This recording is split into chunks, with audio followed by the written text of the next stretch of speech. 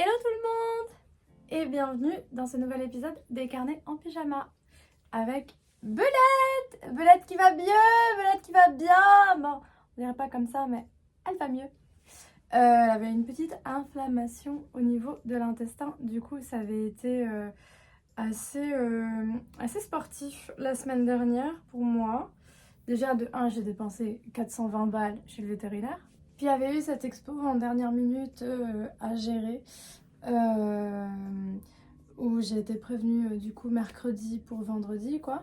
Fait que j'étais dans une spirale de trucs à faire et voilà, ce qui explique pourquoi dimanche il n'y a pas eu de vidéo mais du coup c'est aujourd'hui. Je me suis découvert un talent récemment. C'est de faire des fois un peu comme ça. Mais non, c'est pas vrai. Et tu lui as dit? Ah, c'est vraiment incroyable. Un jour, on m'a dit que je devrais être doubleuse, mais moi, j'y crois pas forcément. Franchement, tapez 1 si vous souhaitez que je rase tout. Hein. Okay. Mon carnet, qui est, je pense, qui marque le début des carnets intéressants. Des carnets de dessin intéressants parce qu'on n'est plus sur de l'observation, on va continuer d'être dans de l'observation mais on sera aussi sur de la création. Il y a beaucoup plus de dessins de moi aussi. La première de couverture là, j'adore dire ça. La première de couverture en fait c'était les Flow Magazine là, le truc qui parle un peu de béatitude ou je sais pas trop. J'avais toujours ça sur la première de couverture et j'aimais bien aussi un peu m'inspirer. Au revoir Belette. Un peu m'inspirer des phrases et tout qui mettaient des fois. Toujours cette folie du collage. Je prenais dans les magazines de mode et je faisais en aquarelle. J'aimais bien les jeux de mots vraiment stupides. Oh, il y a mon chat qui s'est cassé la gueule sur mon carnet, la pauvre. Ouais, on est toujours dans la recherche du motif, toujours de l'aquarelle. J'étais très inspirée aussi par la typographie, ce genre de choses. Oh là là, c'est pas un dessin féministe ça? Est-ce que c'est pas un petit dessin féministe ça?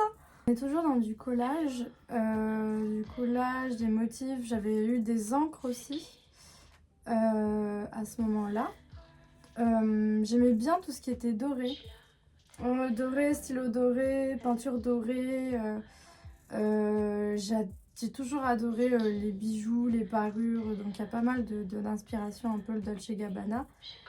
Et je sais plus d'où j'avais eu cette inspiration de motifs, de collage et tout, mais je crois que ça vient vraiment de Flo, du magazine.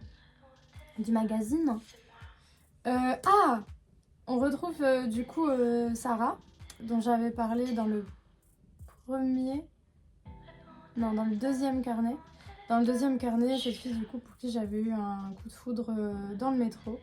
Là j'en parle un peu plus longuement. Et je trouve que je l'ai un peu mieux dessinée aussi. Là elle fait plus jeune que moi, mais en vrai elle est plus âgée que moi. Ok quoi, je t'ai croisée un soir d'automne dans le métro. Les yeux baissés, les cheveux bouclés, la moitié du visage enfoncé dans ton écharpe. Je me souviendrai toujours de cette scène. Je commence à beaucoup me dessiner. Je sais pas pourquoi. Je crois que j'aimais bien mon style ou alors peut-être que c'est à une époque aussi où je suivais beaucoup Tokyo Banbao qui se dessine beaucoup.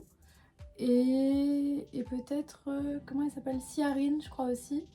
Il y avait beaucoup Sailor Moon. C'était les moments où je re-regardais les épisodes. Alors on retrouve Olive Green évidemment qui est un personnage de toute façon qui va mythique dans mon Selena Cinematic Universe. C'était l'époque aussi beaucoup, je commençais à être un peu plus sur Instagram, à participer un peu plus aux challenges d'Insta et tout. Du coup voilà, maintenant tout le monde sait que je suis née le 18 décembre, je suis Sagittaire, je fais 1m54, je suis toute petite, je suis une Selena de poche. Je pesais 42 kilos, là je dois peser 44 peut-être, un truc comme ça. C'était en 2016, en 6-7 ans, j'ai gagné 2 kilos, waouh. Toujours pas de poitrine. Qu'est-ce que j'aimais à l'époque? J'aime le doré quoi, les livres. Oh. Ah bah bravo l'indie girl quoi. La bouffe, mais attends mais... J'étais trop chiante. J'avais un copain à l'époque, mais j'étais grave chiante. Sailor Moon et les plantes, mais Ah! Plus basique, bitch, tu fais pas. Non. Désolée pour toutes les personnes qui m'ont connue. Qu'est-ce que j'aime pas? Les machos. Bonjour, moi c'est Selena. Ce que j'adore, c'est la bouffe, mais aussi les plantes et sortir avec mes meilleurs amis. Ce que j'aime pas, je déteste les gens qui sont sexistes. Et ouais, je déteste transpirer. J'ai toujours détesté transpirer. Je ne fais pas de sport. On me demande souvent, régulièrement, quel sport je fais. Parce que les gens trouvent que je suis musclée. Mais je ne fais pas de sport. Je déteste le sport parce que je déteste transpirer. Tout simplement. Je déteste toujours autant regarder mon compte en banque. Mais maintenant, je le fais plus souvent parce que j'essaye d'être une adulte responsable. Qu'est-ce qu'il y a dans mon sac? Une bouteille d'eau. Très important, hydratez-vous. Il n'y en aura plus d'ailleurs. Santé.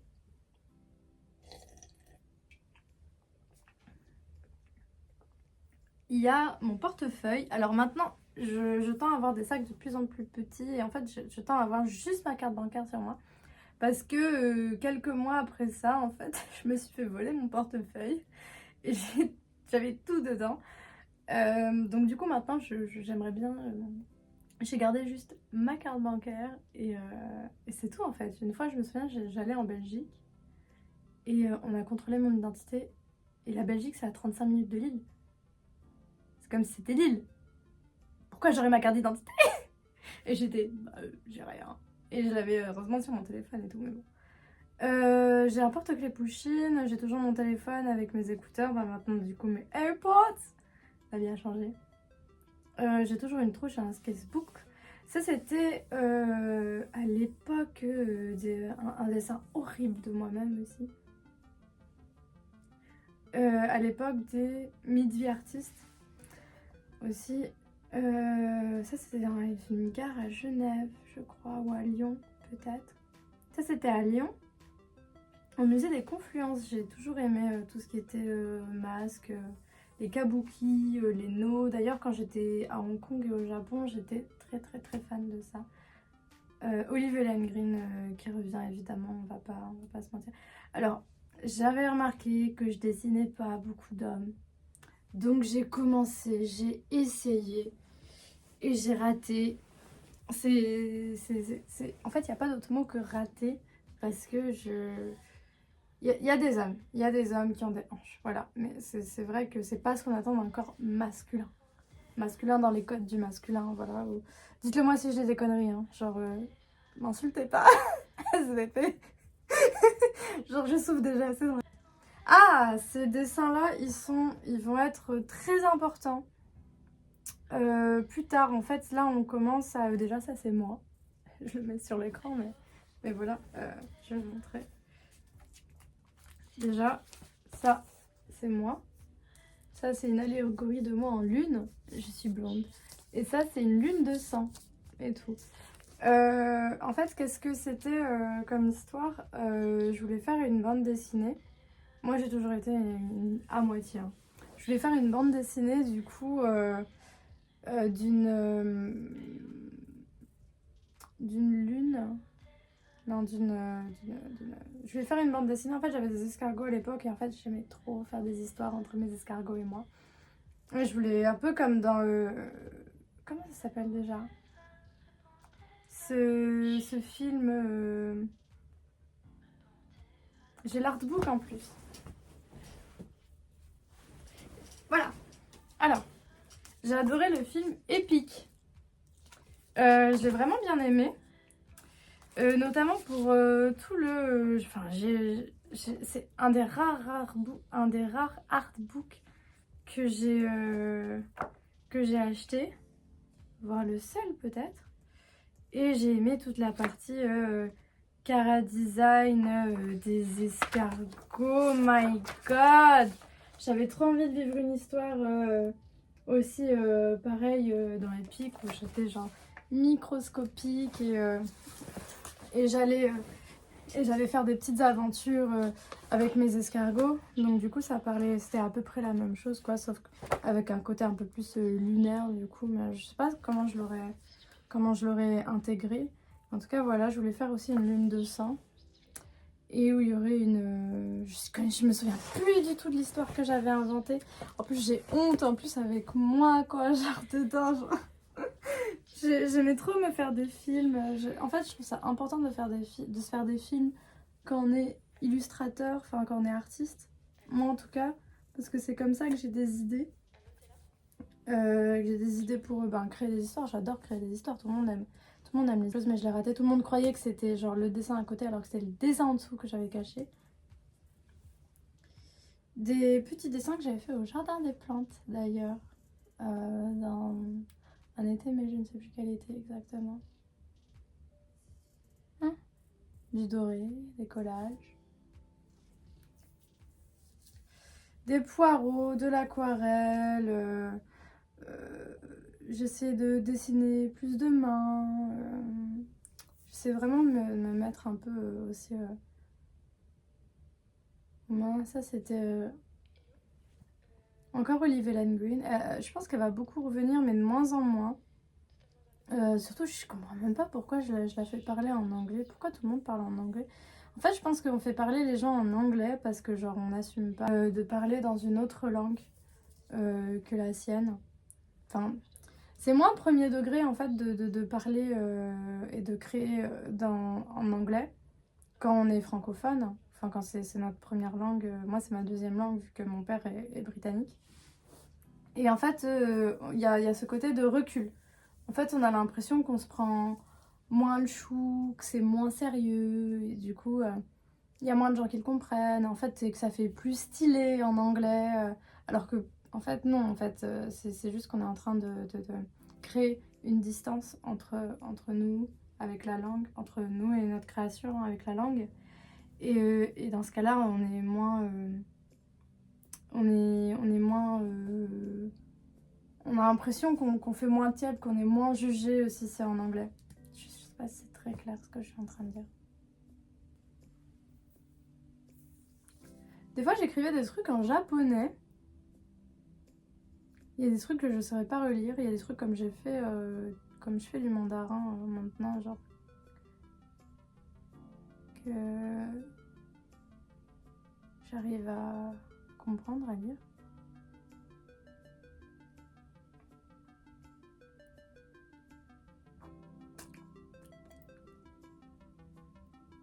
Il y a des trucs, des fois, je les revois et je comprends juste pas ce que c'est, honnêtement. Genre. Satoshi Kon, je le dis, je le redis, Millennium Actress, Tokyo Godfathers, Perfect Blue, quoi d'autre, Paprika. J'ai toujours adoré ces films d'animation. Alors je crois que ce que j'ai écrit, ça veut dire Tomodachi, du coup ça veut dire ami en japonais. Vraiment un truc de pisseuse, hein, en fait. On retrouve du collage, on retrouve l'élégance même. Oh, ce dessin, j'étais trop fière! Trop fière avant. Du coup, c'était à combien de temps en 2017? C'était à 6 ans. Du coup, il y a 6 ans, j'avais 20 ans. À 20 ans, j'étais trop fière de ce dessin. En vrai, c'est vrai qu'il est... Non, je l'ai là, pourquoi je regarde sur mon écran? C'est vrai qu'il est plutôt stylé. Non, pas que maintenant que je vois à l'envers.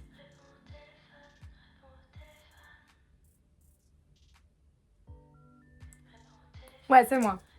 Et il est plutôt stylé. Et qu'est-ce que j'ai le plus aimé? Je crois que c'est les motifs de la chemise qui me parlent vraiment beaucoup. Et la manière aussi dont j'aimais trop mettre des sandales avec des chaussettes. Quand j'étais allée à Hong Kong et au Japon, surtout à Hong Kong, ça m'a frappé à quel point tout le monde fait ça. Shingeki no Kyojin, l'attaque des titans et Sailor Moon. Pourquoi pas un mash-up. C'est mignon comment j'aimais trop dessiner mes petites tenues et je me dessinais de plus en plus.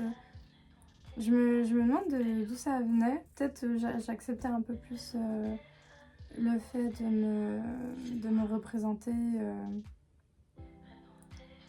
Aussi,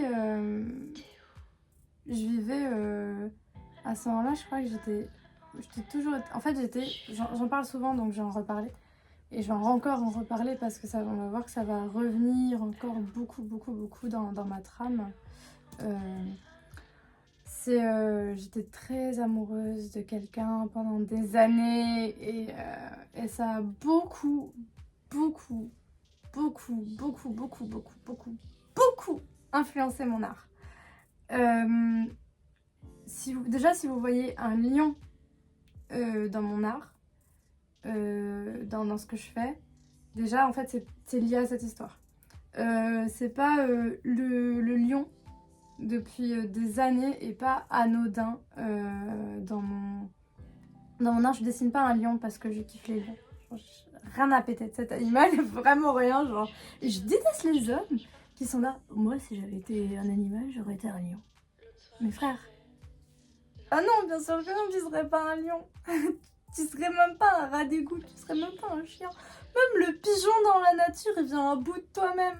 Aussi souvent la lune, je dessine beaucoup la lune du coup avec le lion. Et ça a eu d'autres influences dans mon art. Je me suis intéressée beaucoup à des romans graphiques. Enfin, je m'intéressais déjà, mais du coup encore plus. C'était trop mignon, en plus c'était pour l'impressionner. Et le pire, c'est que je voulais l'impressionner en lui disant ouais, je déteste. J'ai vu ça, mais je déteste et tout, tu vois. Alors que pas du tout, genre j'aimais bien, mais j'avais juste envie de créer du débat entre lui et moi. Qui revient tout le chara design, du coup aussi, qui voulait faire aussi, ça vient de lui. Du coup, une grosse influence aussi, peut-être de. Je voulais aussi beaucoup prouver ma valeur, donc du coup, j'allais beaucoup chercher. Je sais pas, j'allais beaucoup lire, j'allais beaucoup me cultiver. Et je voulais juste lui montrer que j'étais assez, quoi. Je voulais un tatouage, je voulais pour mon premier tatouage, j'ai fait beaucoup de croquis de mon premier tatouage, des feuilles de ginkgo. Encore cette culture journal intime. Alors Dark Choupi et la vallée des chatons, c'était un truc avec un axe que j'avais comme délire, je sais même plus ce que c'est. Toujours aimé faire des meufs un peu démoniaques qui ont des trous à la place du cœur. Peut-être que c'est moi. Ah là, c'est quand j'étais à Hong Kong. Du coup, j'ai passé pas mal de temps, je sais plus si j'ai passé pas mal de temps dans la rue à faire des marchés. Il y avait des trucs stylés que je faisais à l'époque quand même, que j'aime bien. On voit que je m'essaye beaucoup au cartoon. En fait, mis à part l'aquarelle, il y a beaucoup. J'essaie de trouver un peu cette fluidité qui est propre au cartoon. C'est toujours une question de trouver son style, de savoir comment on va dessiner. Est-ce qu'on va plus dessiner en réaliste, en cartoon? Est-ce qu'on a envie de faire les yeux plus grands, la taille toute fine? Ou alors on va faire des têtes toutes petites, des jambes hyper longues. Et tout ça, c'est un cheminement... ça, c'était pour Linktober. Donc tout ça, c'est un cheminement assez long, qui pour moi était assez long. Il y a des gens qui l'ont trouvé très rapidement, leur style. Moi, ça a été assez long, finalement. Et puis, c'est venu plus naturellement que ce que je pensais. Je faisais beaucoup de grosses cuisses. Ah, Luluco Space Patrol, que je recommande aussi, qui est très très bien. D'ailleurs, tout ce que font les studios, font ou faisaient, les studios Trigger qui sont très bien. À l'époque où je me suis rasé les cheveux et j'aimais bien. Ah, fini le 4 novembre 2017. Je m'étais rasé les cheveux un mois auparavant. Est-ce qu'il y a des progrès après 11 mois de lutte acharnée? Ne t'inquiète pas. Maintenant, les carnets, je les finis beaucoup plus rapidement. Et oui, pourquoi je trouve que c'est vraiment le premier carnet intéressant, ou en tout cas qui marque une envie plus de création, de trouver son style, d'en avoir... En fait, il y a moins d'observation, il y a moins de... ah, ça c'est comme ça, et puis juste dessiner les gens dans la rue, enfin c'est bien et tout, mais au bout d'un moment, en fait, aussi, on a envie de se créer des histoires, on a envie de savoir ce qu'il y a dans la tête. Moi, j'ai très envie de montrer aussi aux gens... Là, je pense que c'est plus un carnet d'exploration, de création, d'exploration en termes de créativité, plus qu'un carnet à proprement parler d'observation. Et du coup, dans ce carnet-là, enfin, après ce carnet-là, du coup, j'ai gardé la même ligne directrice de faire des croquis d'observation, de faire pas mal de couleurs. On va beaucoup rester dans la couleur. Ça va être extrêmement rare, je pense, à partir de ce moment-là, que je réutilise sur plusieurs pages du noir et blanc, du gris ou quoi. Donc je suis assez contente de voir cette évolution-là. Et aussi de voir un peu... comme je dis à chaque fois, mais je me redécouvre dans ça, je redécouvre mes inspirations. Genre, mon artbook épique, ça fait trop longtemps que je ne l'ai pas ouvert. Et j'ai toujours été très impressionnée par les gens qui savent donner vie aussi à un décor. C'est incroyable. C'est hyper incroyable. Après, ça demande des notions de perspective, de couleur, de lumière. Mais tout est sur la lumière. Et c'est ça que je trouve beau. Marie-Catherine, MK. Ils aiment trop donner des noms à rallonge et après faire ça. Oh, les taupanés étoilés. Qu'est-ce que c'est mignon et dégueulasse en même temps. En tout cas, voilà, je recommande ce film. Moi, je recommande beaucoup de films d'animation. J'adore les films d'animation. Genre, je pourrais passer vraiment... Enfin, il y a tous les marathons de ma vie en films d'animation. C'est tellement un aspect de mon enfance, l'animation et le rêve qui m'anime encore maintenant. Et je suis trop heureuse de retrouver ça dans des films. Des fois, des films aussi qui s'adressent pour les adultes. Épiques un peu moins, bon voilà. Mais en tout cas, il y a des films d'animation, enfin, mis à part tous les Satoshi Kon, les Ghibli, évidemment, bon, allez-y. Moi, mes films préférés, comme j'avais dit, c'était ceux de Sylvain Chomet. J'adore aussi Bill Plympton.